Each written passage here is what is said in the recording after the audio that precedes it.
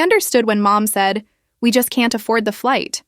I cried, but I let it go, until my aunt accidentally tagged her in a vacation post, poolside with cocktails, smiling ear to ear, bragging, "Best family trip ever." That's when I turned to my husband and whispered, "Call the lawyer, now."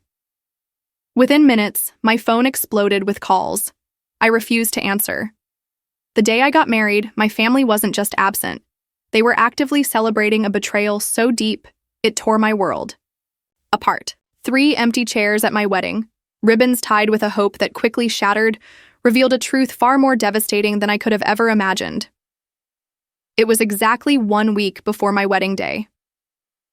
7 days until I married Jordan, the man who, for 4 years, had proven that love wasn't supposed to hurt. 7 days until I'd walk down the aisle in a cream-colored dress I'd found on clearance, but which made me feel like royalty anyway.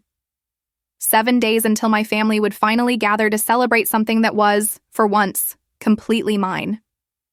Or so I thought.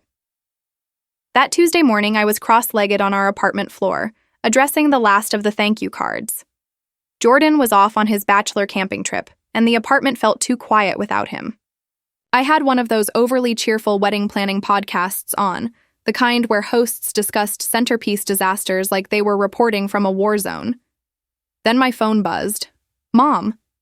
I smiled, swiping to answer. She'd been a little distant lately, but everyone gets crazy with wedding planning, right? I'd been telling myself that for months. "Hi, Mom. I was just thinking about you. Did you get the itinerary?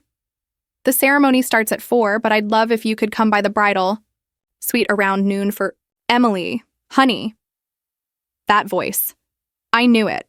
The one she used right before she was about to disappoint me. I'd heard it when she missed my college graduation because Rachel had a dance recital.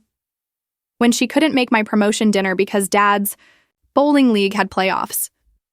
"We need to talk about Saturday." My hand froze on the thank you card.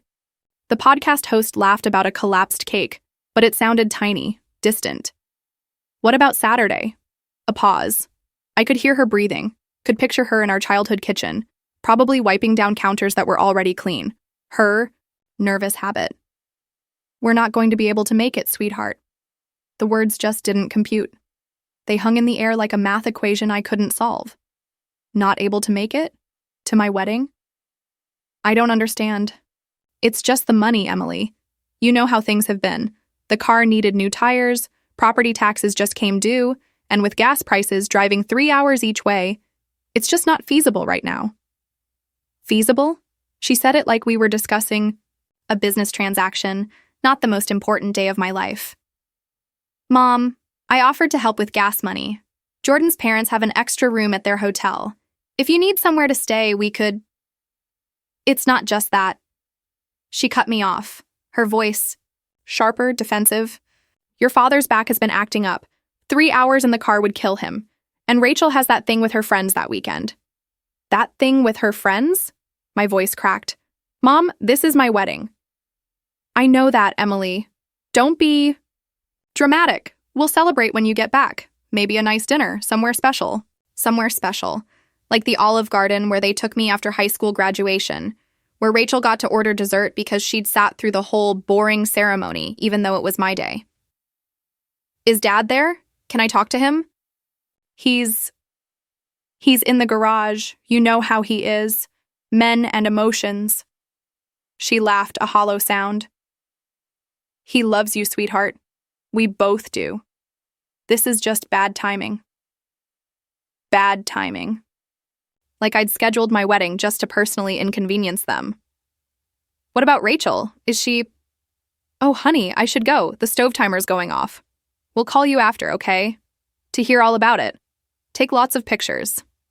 She hung up before I could respond. I sat there, phone in hand, staring at the half-written thank you card. "Thank you so much for the beautiful serving dish, Jordan. And I can't wait to..." Can't wait to what? Use it at family dinners where my family never shows up?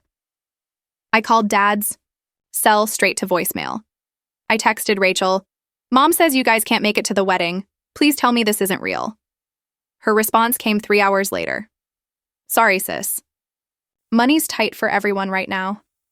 Hope it's beautiful. A heart emoji. She sent me a heart emoji instead of coming to my wedding. That night, I sat in the bathtub until the water went cold, replaying every conversation from the last 6 months. How Mom had seemed excited at first, asking about flowers and colors, how that enthusiasm had gradually cooled, like someone slowly turning down a dimmer switch. How Dad had gone from promising to dance with me to barely mentioning the wedding. At all. Jordan called from the camping site, his voice crackling. "How's my almost wife doing?" I wanted to lie, to protect his last bit of bachelor celebration from my family's dysfunction. But I'd promised him years ago. No more pretending things were fine when they weren't. "They're not coming," I said. The silence stretched so long. I thought we'd lost connection. "Your parents, any of them, Mom, Dad, Rachel, they said they can't afford it." "Emily?" His voice was careful, gentle. "They drove to Vegas last month for that concert Rachel wanted to see." "I know. They bought that new patio furniture set." "I know, baby. This isn't about money." "I know that too." We stayed on the phone until his battery died, him making promises about how our wedding would be perfect anyway. How his family was my family now. How we were building something new and better. I wanted to believe him. I wrapped myself in our comforter, trying to picture my dad's face without seeing it, my mom crying happy tears without Rachel standing beside me. The rest of the week passed in a blur of final fittings and rehearsal dinners. Jordan's family enveloped me in their warmth. His mother teaching me their traditional wedding bread recipe, his sisters arguing over who would fix my veil. But every kindness felt like a spotlight on what was missing. Should we save them seats? "The venue?" Coordinator asked during the rehearsal. "For your parents?" Sometimes people change their minds last minute. I caught Jordan's eye across the room. He gave me the smallest nod. "Yes," I said. 3 seats, front row, left side. Hope is a stupid, stubborn thing. The night before the wedding, I couldn't sleep. Jordan was at his brother's place, tradition his mother had insisted, and the apartment felt cavernous. I pulled out my laptop and scrolled through old photos. There we all were at Christmas 3 years ago, Mom insisting on matching sweaters. Dad with his arm around me at my college graduation. He'd made it to the party at least. Rachel, and I at the beach the summer before she started high school, building sandcastles and planning our futures. In every photo, we looked like a family. A real family. The kind that showed up for each other. I found a video from Rachel's high school graduation. Mom had filmed it, and you could hear her sniffling with pride. "That's my baby," she kept whispering. The camera shook when Rachel walked across the stage because Mom was clapping so hard. She'd driven 6 hours to be there. Rachel's graduation had been at a college campus 3 towns over. 6 hours. But 3 hours to my wedding was impossible. I called Mom one last time at midnight. Maybe it was the darkness or the lateness of the hour that made me brave. "Emily, is everything okay?" "No," I said. "Nothing's okay. I'm getting married tomorrow and my family won't be there. We've been over this." "Mom, please, please, I will never ask you for anything else. I'll pay for everything. Gas, hotel, food. I'll never bring it up again. Just please be there." The silence stretched out. I could hear Dad snoring in the background, the tick of their grandfather clock. The one that would go to Rachel someday, just like everything else that mattered. "We can't, Emily. I'm sorry. Try to understand." "I'm trying," I whispered. "I've been trying my whole life." She hung up first. The morning of my wedding dawned bright and clear. One of those perfect October days where the air feels like apple cider and promises. Lily, my maid of honor, showed up at 7 with coffee and bagels, followed by Jordan's sisters with champagne and orange juice. "Today's about joy," Lily said firmly, catching my eyes in the mirror as she pinned my hair. "Nothing else, just joy." I nodded, blinking back tears before they could fall. The makeup artist would be here soon. We laughed and danced and toasted with mimosas. I slipped into my dress, and Jordan's mother fastened my grandmother's pearls around my neck. The one family heirloom I had, passed down from my father's mother directly to me, because she'd known somehow that I'd need something that was just mine. At 3:04, we lined up outside the chapel doors. Jordan's Uncle Tom offered me his arm. He was a good man, sturdy and kind, with laugh lines that suggested a life well lived. But he wasn't my dad. "You're radiant," Tom said. "Jordan's a lucky man." "Thank you," I managed. The music swelled. The doors opened. 200 faces turned to look at me, and my eyes went immediately to the front left row. 3 empty chairs, ribbons tied to their backs, place cards with names that felt like wounds. Mom, Dad, Rachel. But then I saw Jordan, and the world narrowed to just him. He was crying already, not even trying to hide it, his hand over his heart like he was physically trying to hold it in his chest. His brother whispered something, probably teasing him, but Jordan never looked away from me. Each step down that aisle was a choice to move forward instead of looking back, a choice to run towards something instead of away from everything. Tom squeezed my arm as we reached the altar, kissing my cheek before placing my hand in Jordan's. "You came," Jordan whispered, "just for me. Where else would I be?" The ceremony was everything we planned and nothing like I'd imagined. Jordan's vows made everyone cry. Mine made everyone laugh, then cry again. When the officiant said, "You may kiss the bride," Jordan dipped me like we were in an old movie, and everyone cheered so loud it echoed off the chapel rafters. We were married. Despite everything, we were married. The reception was in full swing, toasts and dancing, Jordan's dad teaching everyone some Estonian folk dance from his childhood. Lily pulled me aside during the cake cutting. She said, her voice strange. "Don't look now, but..." "What?" She handed me Jordan's phone. "Your mom's been tagged in something. I thought you should see it before anyone else mentions it." My hands were still sticky with wedding cake frosting when I saw it. The photo was posted 2 hours ago while I was saying, "I do." And there they were. All of them. Mom, Dad, Rachel, my aunts and uncles, my cousins, everyone who'd said they couldn't afford to come to my wedding. They were on the deck of a cruise ship, tropical drinks in hand, wearing matching Franklin Family Reunion 2024 t-shirts. The caption posted by a Maya Janet. "Best family vacation ever. So blessed to have everyone together." Ship, sunwater wave. Everyone. Everyone except me. The phone slipped from my hand. Lily caught it, her face pale. "Emily, I'm so sorry. I shouldn't have shown you." "No." My voice sounded strange, detached. "No, I needed to see." Jordan appeared. At my elbow, his face flushed from dancing with his grandmother. "Hey, beautiful, they're about to..." He stopped, seeing our faces. "What's wrong?" Lily wordlessly handed him the phone. I watched his expression change, watched the joy drain from his face like water from a broken cup. "Are you fucking kidding? Me, Jordan? No, Emily, this is..." He scrolled through the photos, his jaw tightening with each swipe. "This one's from yesterday. They're at the port. Your dad's wearing a Hawaiian shirt that still has the price tag on it." Yesterday. They were at a port yesterday, probably in Florida, at least an 8-hour drive from home. They'd had to book this weeks ago, months ago, when I was sending them save the dates, when I was begging them to be here. "I need a minute," I said. I locked myself in the bridal suite, still hearing the music and laughter from the reception below.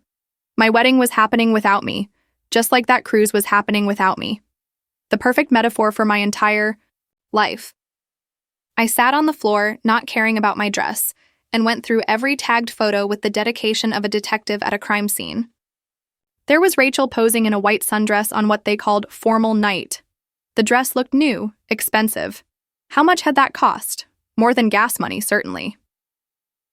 There was Dad playing shuffleboard with my Uncle Pete, the same uncle who'd sent a card saying he was too under the weather to travel.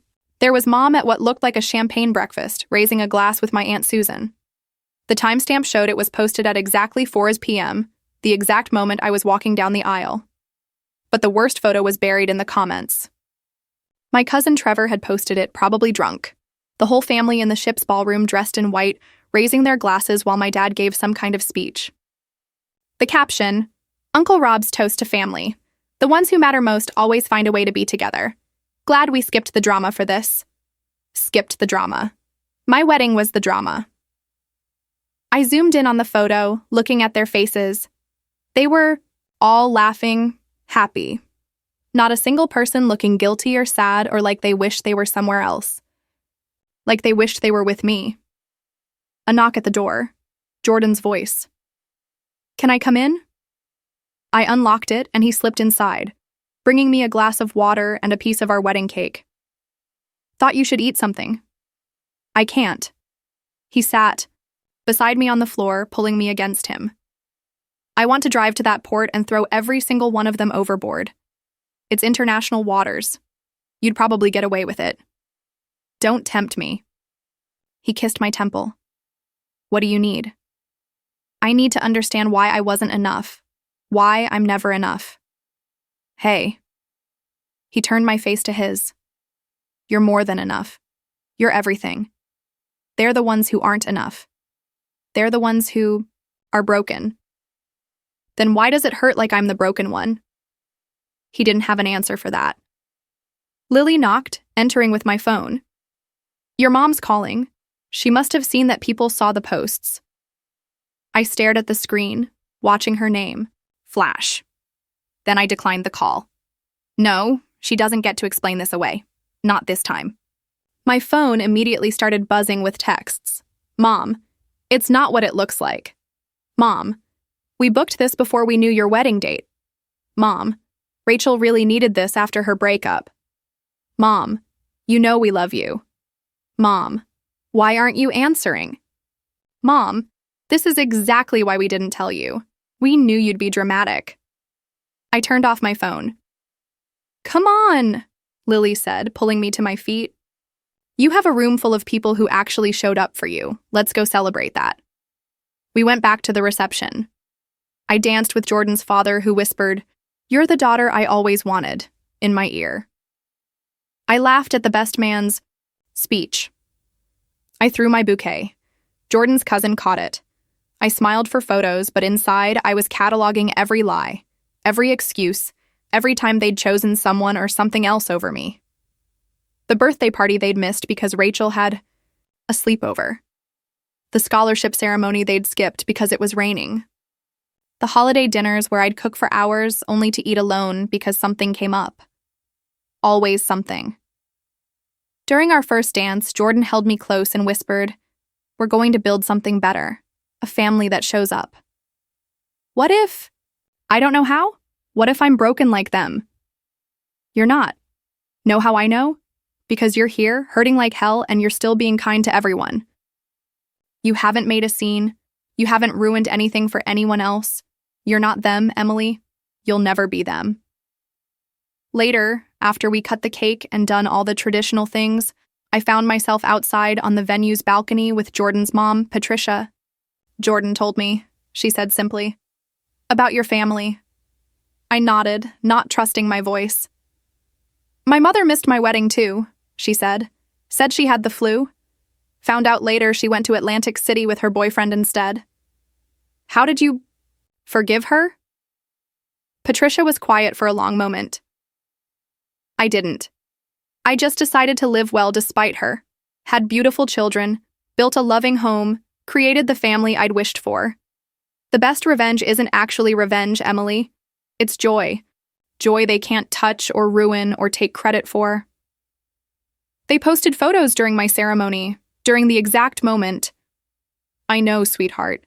And someday, when they're old and wondering why their daughter doesn't visit, why their grandchildren don't know them, they'll remember those photos. They'll remember choosing a cruise over your wedding, and they'll have to live with that. What if they don't care? Then you'll have wasted less time figuring that out." We went back inside for the last dance. The DJ played At Last by Aita. James and Jordan held me like I was made of spun gold. The 3 empty chairs sat there still. Ribbons, perfect place cards, physical proof that I'd saved space for people who couldn't be bothered to show up. As we swayed, I saw Jordan's sister taking photos, carefully framing out those empty chairs, protecting me, even in the documentation. That's what family does, I realized. They protect you from hurt, not cause it. The reception ended with sparklers. and cheers. Everyone lined up to wish us well as we ran to the waiting car. In the back seat, finally alone, I turned my phone back on. 47 missed calls, 112 texts. The cruise photos had made their way through my extended network. People were figuring it out, putting pieces together. But there was one message that stopped me cold. From someone I didn't recognize, a friend of Mom's named Deborah. "Emily, I'm so sorry about what they did. You should know. Your father withdrew $8,000 from the joint account last month for that cruise. The account your grandfather set up, that wasn't his money to take." I read Deborah's message 3 times before the words actually penetrated. The joint account, grandfather's account, $8,000. "Jordan," my voice came out strangled. He was rubbing my back, trying to help me calm down from the emotional tsunami of the last few hours. "What is it?" I handed him my phone, watched his eyes, scanned the message, watched his expression shift from confusion to understanding to rage. "That account? That's the one with your name on it, from when you were 18. I nodded. When I turned 18, my grandfather had taken me to the bank, added me to an account he'd set up. "For your education," he'd said, "or emergencies. This is yours, Emily. Just yours." But Dad was the primary account holder. Something about taxes and being a minor when it was first established. I'd never touched it. Had honestly forgotten it. Existed after Grandpa died 2 years ago. I'd assumed it was empty or closed. "We need to call someone," Jordan said. "This is theft. It's Saturday night, our wedding night. I don't care if it's Christmas morning." He was already pulling out his phone. "My friend Megan from law school, she handles this kind of thing." "Jordan, we can't call a lawyer on our wedding night. Watch me." 20 minutes later, we were in our hotel suite. Not exactly the wedding night I'd imagined, with Jordan on speaker with Megan while I pulled up bank websites on his laptop. "First things first," Megan said, her voice all business despite the hour. "Emily, can you access the account online?" "I don't know. I never have before." "Try, use your social and see if you can reset the password." My hands shook as I typed. The account existed. My name was on it. Secondary holder, but still there. I reset the password, logged in, and immediately wished I hadn't. The transaction history was like reading a map of my family's betrayal. Starting balance 3 years ago, $47,000. Grandpa had been saving for me my entire life. Current balance, $2,341. "Oh my God," I breathed. Withdrawals scrolled down the page like a grocery list of deception. $8,000 last month for vacation expenses. $5,000 6 months ago, the same week Rachel got her car. $3,500 last year when Mom redecorated the living room. Transaction after transaction, all authorized by Dad, draining away what Grandpa had left for me. "Emily," Megan's voice cut through my spiral. "This is fraud. Your name is on the account. You never authorized these withdrawals. We can file charges against your father, against someone who stole from you. The relationship doesn't change the crime." Jordan was pacing now, his suit jacket discarded, bow tie hanging loose. "There's more, Megan. If this was meant for Emily, if her grandfather specifically set it aside for her, wouldn't there be documentation?" "Possibly. Emily, do you have any of your grandfather's papers? A will? Anything?" I thought of the box under our bed, the one Grandma had given me after Grandpa's funeral. "For when you need him," she'd said. I'd never opened it. "We do, but not here. It's at home. First thing Monday morning, I need you to file a police report. Then we freeze the account, document everything, and send a formal notice of dispute to your father. Emily, I know this is your family, but..." "They're not," I said quietly. "Family doesn't do this."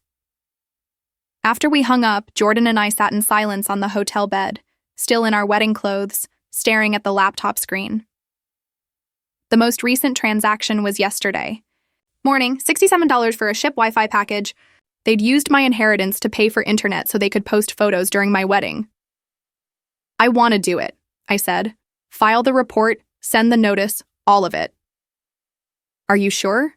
There's no going back from this." "There's no going back anyway."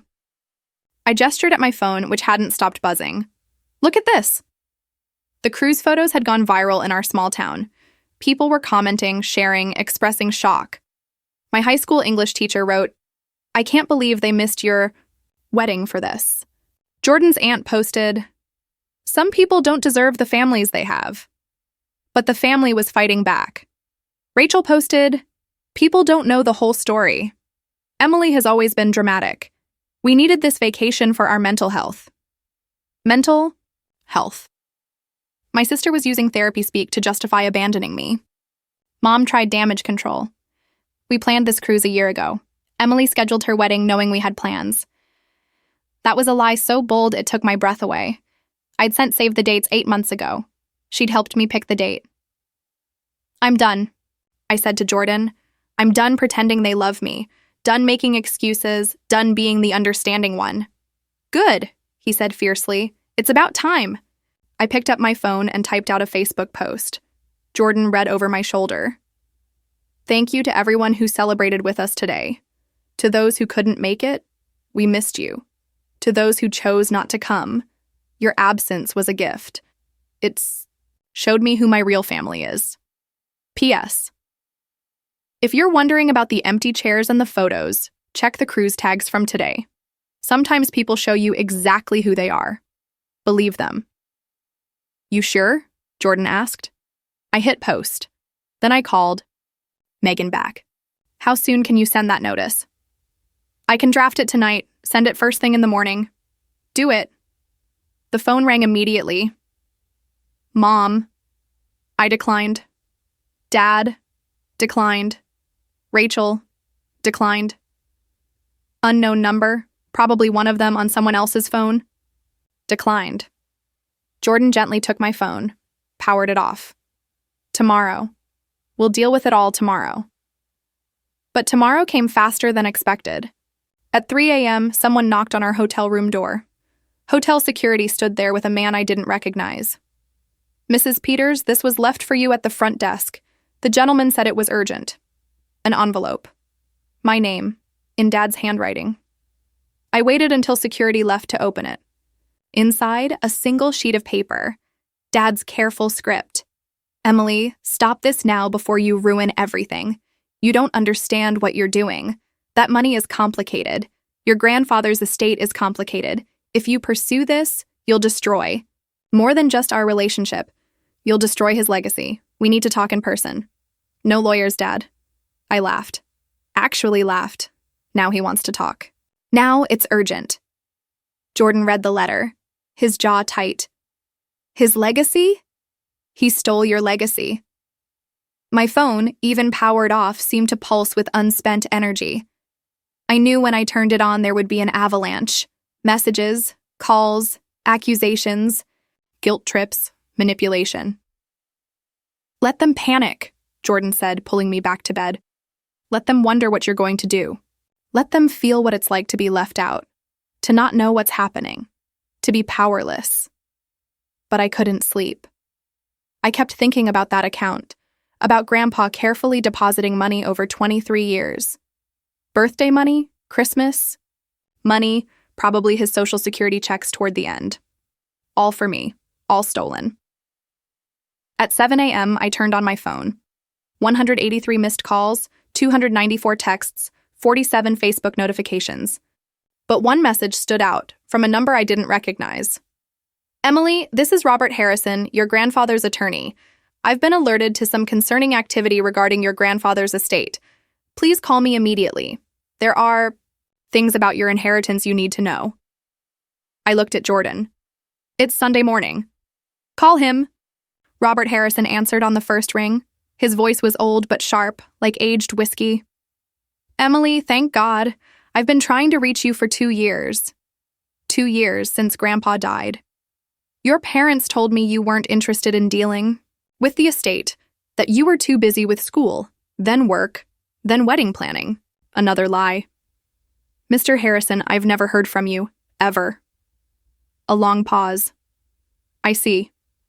Well, that changes things considerably. Can you meet me tomorrow? There's quite a bit we need to discuss. Bring your husband. You'll want a witness for this." "Is it about the account? The one my dad's been draining?" Oh, my dear girl, that account is the least of it. Your grandfather left you everything. The house, the investments, the properties. Your parents have been living in your house, Emily, and if what I'm seeing in these bank records is correct, they've been stealing from you for 2 years. The phone slipped from my numb fingers. Jordan caught it, took over the conversation, arranged the meeting. I sat on the hotel bed in my wedding nightgown, trying to process what I'd just heard. My house. They've been living in my house. The house where they told me there wasn't room for me to stay when I visited. The house where they'd said I couldn't have my wedding reception because it would be too much trouble. The house they'd been renovating with my money. Emily. Jordan knelt in front of me, taking my hands. We're going to fix this. All of it. They knew, I whispered. This whole time. They knew. Every time they said they couldn't afford something, couldn't help me, couldn't be there, they were spending my money, living in my house. My phone buzzed. A text from Rachel. You're destroying this family. I texted back. No, I'm just done being the one who gets destroyed. Then I did something I should have done years ago. I blocked them all. Mom, Dad, Rachel, every aunt and uncle who'd chosen a cruise over my wedding. Every cousin who'd laughed about skipping the drama. What now? Jordan asked. Now? I stood up, suddenly feeling stronger than I had in years. Now we go home. We get Grandpa's box, we meet with the lawyer, and we take back everything they stole. Not just the money, my dignity, my self-worth, my belief that I mattered. All of it. And then we build that better family you talked about. The kind that shows up. He kissed me. And for a moment, in that hotel room with the morning sun streaming through the curtains, I felt something I hadn't felt in years. Not happy exactly. Not yet. But free. Free from the weight of trying to earn love that was never going to be given. Free from the lie that I was the problem. Outside, my phone lit up with notifications. The post had been shared over 1,000 times. Messages poured in from people I'd forgotten. Childhood friends, distant relatives, teachers, neighbors. All variations of the same theme. We had no idea. We're so sorry. You deserved better. Yes, I thought. I did deserve better. And finally, I was going to get it.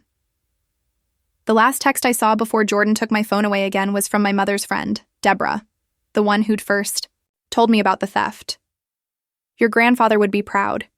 He always said you were the only one with backbone in that family. Fight them, Emily. Fight them with everything you have. I intended to do exactly that. Monday morning arrived with the kind of crisp clarity that makes you believe in fresh starts. Jordan and I sat in Robert Harrison's office, a wood-paneled room that smelled like leather and old books. The kind of place where important things happened. The box from under our bed sat between us, still unopened. Mr. Harrison looked exactly like I'd imagined. Silver-haired, sharp-eyed, wearing a 3-piece suit that had probably been his uniform for 40 years. But his expression, when he looked at me, was soft, almost paternal. Your grandfather talked about you constantly, he said, settling behind his desk. Emily this, Emily that. You were his pride and joy. Then why?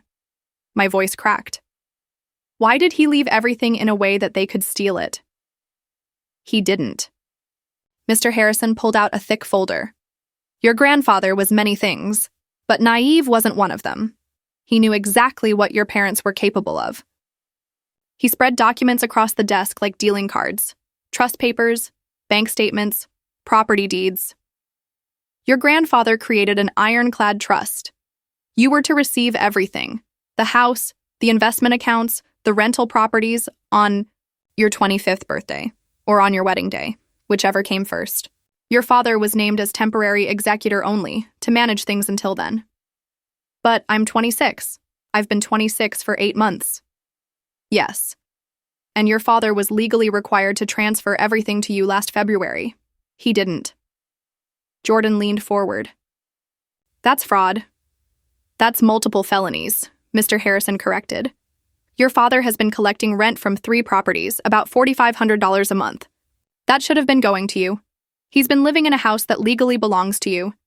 And he's been systematically draining accounts that were supposed to be protected. How much? I asked. Total. How much should I have?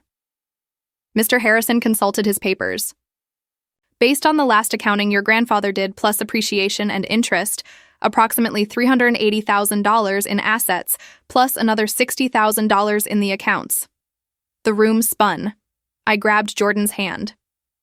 They told me Grandpa left everything to them, I whispered. That he'd left me some savings bonds that wouldn't mature for years.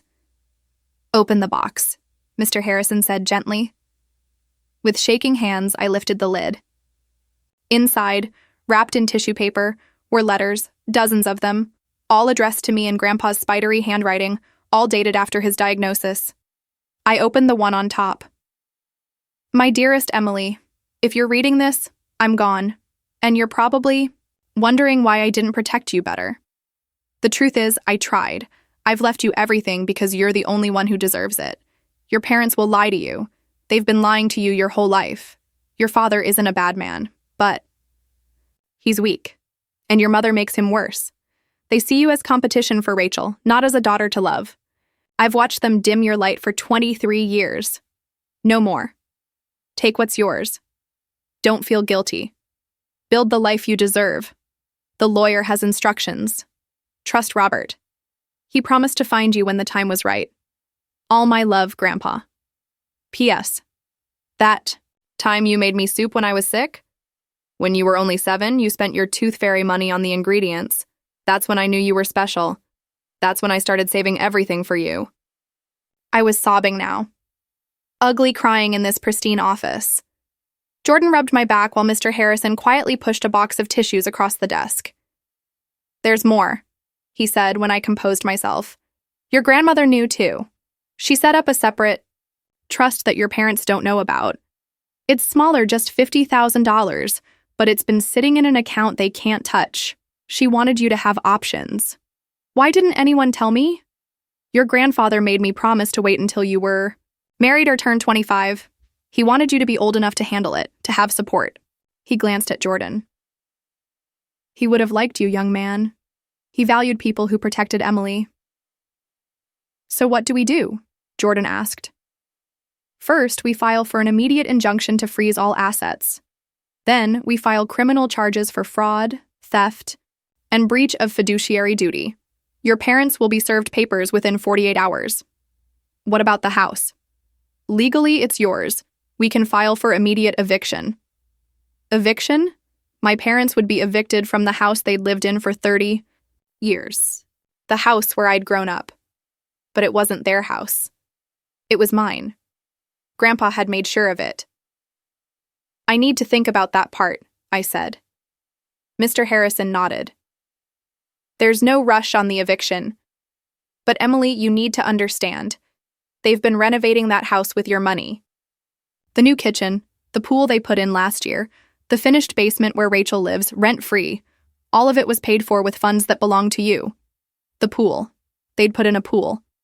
When I'd asked if I could have my wedding reception, there, Mom had said the backyard was too much of a mess for guests. I opened another letter from the box. Emily, your wedding day is coming. I know it is, even if I won't see it. You'll be beautiful. You'll be loved. You'll be everything they said you couldn't be. Don't invite them if they don't deserve it. Family isn't blood. Family is choice. Choose people who choose you. All my love, Grandpa. Grandpa. How had he known? How had he seen so clearly what I'd refused to see? There's something else, Mr. Harrison said. Your father sent me an email this morning. He showed me his phone. The email was long, rambling, full of accusations and threats, but one line stood out. Emily is being vindictive because we missed her wedding. This is all revenge. Revenge? I laughed bitterly. They stole my inheritance to go on a cruise instead of my wedding, and I'm being vindictive? He also claims you're mentally unstable, that you've always been jealous of Rachel, that this is all a misunderstanding. Of course he does. Jordan's phone buzzed. He showed me the screen, a Facebook post from Rachel. My sister is trying to destroy our family over money. She got married and now she thinks she's too good for us. Some people show their true colors when they get a man. Sad. The comments were brutal, half supporting her, half calling her out for missing my wedding.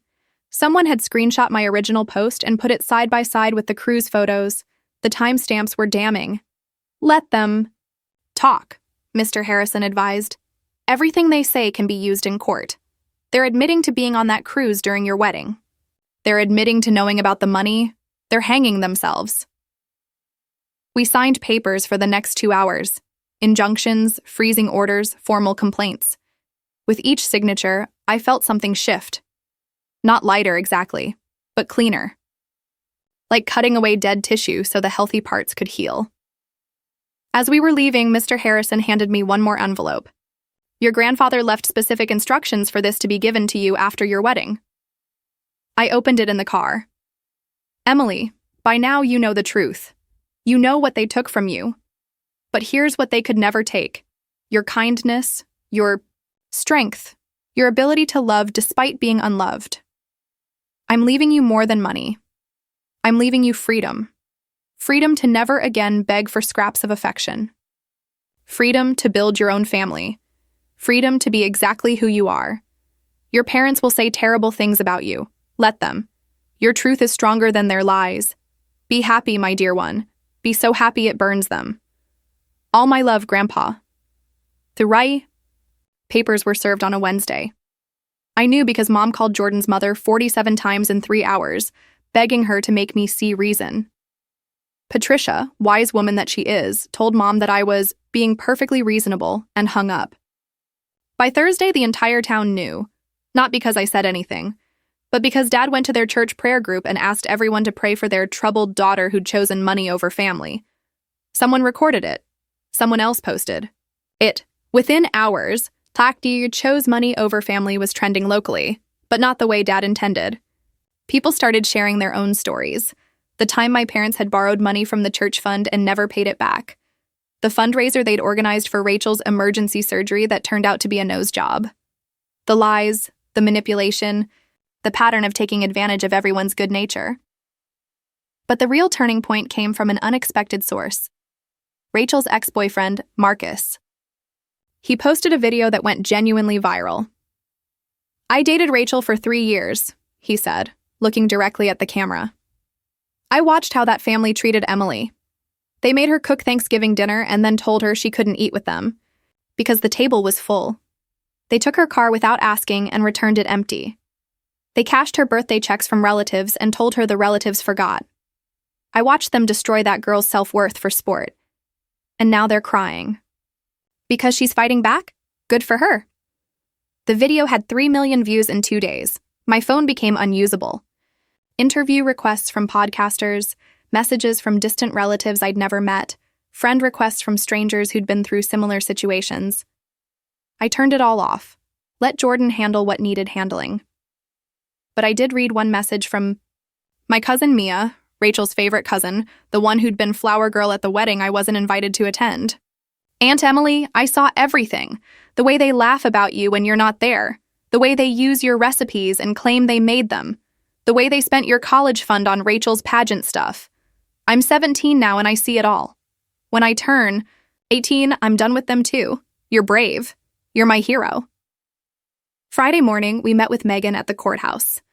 The injunction had been approved. All accounts were frozen. The properties were under legal review.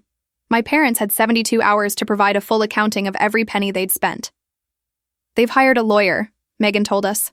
Harold Whitman. Jordan scoffed. The guy who lost the Patterson case? The one who got disbarred for 5 years and just got his license back? That's the one. Apparently, he's the only one who would take the case. That should have been my first clue that things were about to get uglier. Saturday afternoon, while Jordan and I were at the grocery store, my phone exploded with notifications. Rachel had done a TikTok live, crying prettily into the camera, claiming I'd been abusive to her throughout our childhood. She said I'd locked her in closets, stolen her things, threatened her. It was all lies, but she was a good actress. She'd learned from Mom how to play the victim. But she made one crucial mistake. She said, Emily was always jealous that Grandpa loved me more. That's why she's doing this. Within an hour, someone had posted Grandpa's will, the actual document, which was public record. It mentioned Rachel exactly once, leaving her his old golf clubs.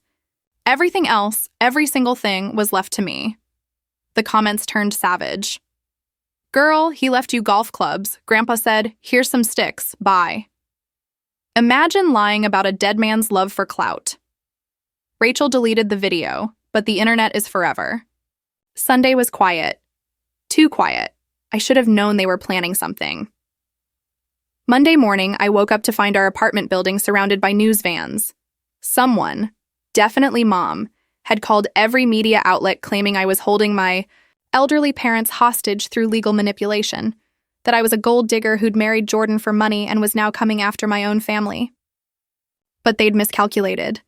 The reporters had done their homework. "Emily," one called out, "is it true your parents spent your inheritance on a cruise during your wedding? Can you comment on the fraud charges? How does it feel to have your story inspire others to stand up against financial abuse?" Jordan and I pushed through them without commenting, but I heard one reporter doing a stand-up. The woman being painted as a villain by her family appears to be the victim of systematic financial and emotional abuse spanning years. That afternoon, Mr. Harrison called, "Your parents' lawyer has reached out. They want to settle." Of course, they do. They're offering to return the house in exchange for dropping all charges. Just the house. What about the hundreds of thousands they stole?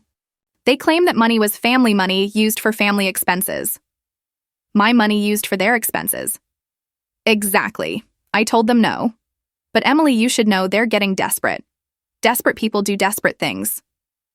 He was right. That night, we were at Jordan's parents' house for dinner when my phone rang. A no-number local area code. "Hello, Emily. This is Officer Davidson with the police department. We've just arrested your father." My blood went cold. "For the fraud?" "No, ma'am. He was attempting to break into your apartment. Your neighbor called it in." We rushed home to find 2 police cars outside. Dad was in the back of one. Mom screaming at the officers from the sidewalk. Rachel was filming everything, of course. The officers showed us the doorbell camera footage from our neighbor. Dad, clearly drunk, trying to pick our lock with a credit card like some kind of amateur burglar. When that didn't work, he'd started kicking the door, screaming about taking back his property. "Do you want to press charges?" Officer Davidson asked. I looked at Dad through the police car window. He wasn't looking at me. He was texting on his phone, probably trying to spin this too. "Yes," I said. "I do." Mom rushed at me then, and for a second I thought she might hit me. Jordan stepped between us. "How could you?" she shrieked. "Your own father! We raised you!" "No," I said, finding my voice. "You raised Rachel. You tolerated me and you stole from me every chance you got." My voice rose. "We gave you life!" She screamed. "And then you spent 26 years trying to make me wish you hadn't." That shut her up. Maybe it was too harsh. Maybe it was exactly harsh enough. As the police cars pulled away, Rachel approached. "You've ruined everything," she said. "I'm supposed to get married next year. How am I supposed to have a wedding now with your own money?" she suggested. "I hate you." "I know," I said sadly. "You always have. The difference is, now I don't care." The criminal trial was set for 3 months out, but the civil case moved faster. Within 6 weeks, the judge had ruled in my favor on all counts. The house was mine. The remaining money was mine. The rental properties were mine. Dad's breaking and entering charge added weight to everything. He'd violated the restraining order I'd filed, been caught on camera trying to break into my home, and had sent me 43 threatening texts from the back of the police car. His lawyer dropped him the next day. Mom tried one last manipulation. She called Jordan's mother crying, saying she had cancer and needed her family around her. Patricia, wise woman that she is, said, "That's terrible, Helen. Which oncologist are you seeing? I'll send flowers to your next appointment."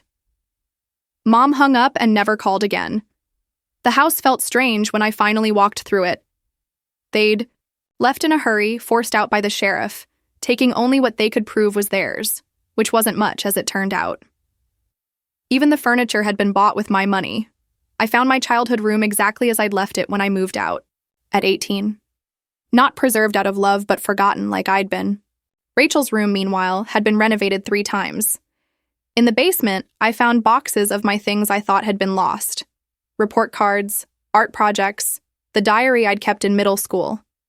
But also, strangely, photos of me that had been cut out of family pictures. Dozens of them, like they'd been systematically erasing me from the family history. Creepy, Jordan said, looking at a Christmas photo where I'd been carefully scissored out, leaving a hole between Rachel and Dad.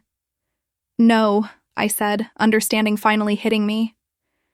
It's sad. They had to work so hard to hate me. It took actual effort. We decided to sell the house. I couldn't live there. Couldn't raise children in rooms where I'd been made to feel worthless. But first, I had one last thing to do. I invited everyone. Not my parents or Rachel. They were legally barred from the property. But everyone else, every aunt, uncle, cousin, family friend who'd chosen that cruise over my wedding. I told them I had an announcement about the house. They came, of course, hoping I'd forgive them or give them something, or just curious about the drama. The backyard was full. The same backyard where Mom said I couldn't have my reception. I stood on the deck, looking at all these faces that had smiled at me while enabling my abuse. And I felt nothing. They weren't my family. They'd proven that. I asked you all here, I began, to tell you the truth. Grandpa left me everything because he saw what you all saw and ignored. He saw how I was treated. He saw the favoritism, the emotional abuse, the neglect. And he tried to fix it the only way he could, by making sure I'd have resources to escape. Aunt Janet tried to interrupt. Emily, we didn't know. You were on the cruise? I said flatly. You posted pictures during my wedding ceremony. You knew. Silence. I'm selling this house. The money will go into a trust for my future children. They'll never know any of you. They'll never feel less than because of you. They'll never wonder why Grandma loves their cousin more. They'll never be told they're too sensitive when they point out unfairness. You can't cut us all off. Uncle, Pete said, we're family. No, I said, you're relatives. Family shows up.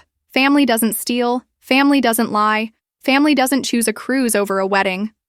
I pulled out a stack of papers. These are cease and desist orders. If any of you contact me, Jordan, or our future children, we will pursue harassment charges. This is goodbye. Some cried.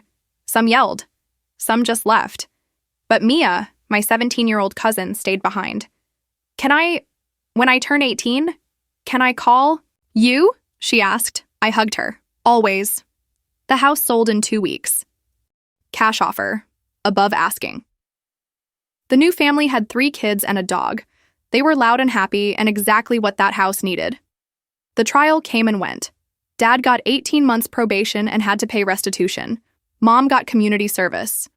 Rachel wasn't charged, but she'd become infamous online.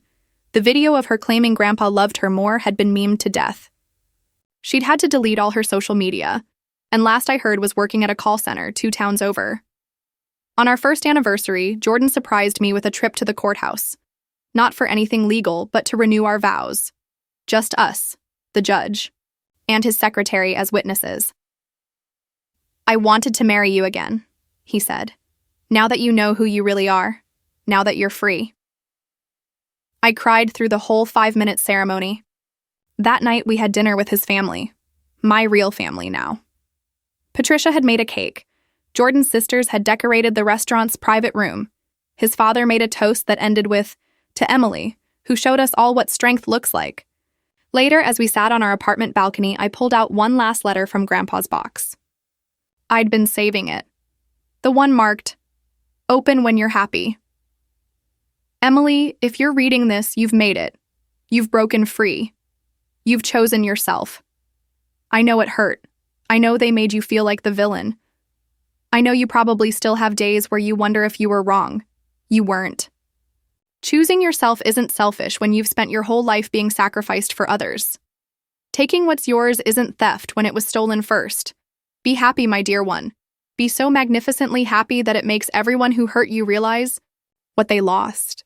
But more importantly, be happy because you deserve it. You always have. All my love, Grandpa. P.S. That husband of yours, I know you found a good one. Tell him thank you for me. For seeing your worth when your family couldn't. For standing by you. For helping you become who you were always meant to be. I folded the letter carefully, looked at Jordan. He knew about you. He knew you'd find someone who loved you right. I miss him. He's here, Jordan said, gesturing at our life, our home, our freedom. In every choice you make to value yourself, in every boundary you set, in every moment you choose joy over guilt. 2 years later, when our daughter was born, we named her Grace, after Grandpa's mother, whose picture I'd found in his papers. A woman who'd also been the black sheep, who'd also chosen herself, who'd also lived magnificently, despite her family's disapproval. Mom sent a card when the birth announcement made the local paper. Just signed Grandma. I returned it unopened. Rachel reached out once through a lawyer, asking if I'd help with her wedding costs, since family helps family. I sent back a check for $50. In the memo line I wrote, "The exact amount you gave for my wedding gift." The check was never cashed. Last week, I drove past the old house. The new family had painted it yellow, added a swing set, planted a garden. Kids' bikes were scattered on the lawn I'd once mowed while Rachel sunbathed. It looked like a home now. Not a house where someone was tolerated, but a home where everyone was loved. That's what Grandpa gave me in the end. Not just money or property, but the chance to build a home like that. A family like that. A life where showing up isn't exceptional. It's expected. My phone buzzed. Jordan texting from work. "Dinner at Heidi. Mom's tonight. She made that soup you love." I smiled, texting back, "Wouldn't miss it." Because that's what family does. They show up. And now, finally, so do I.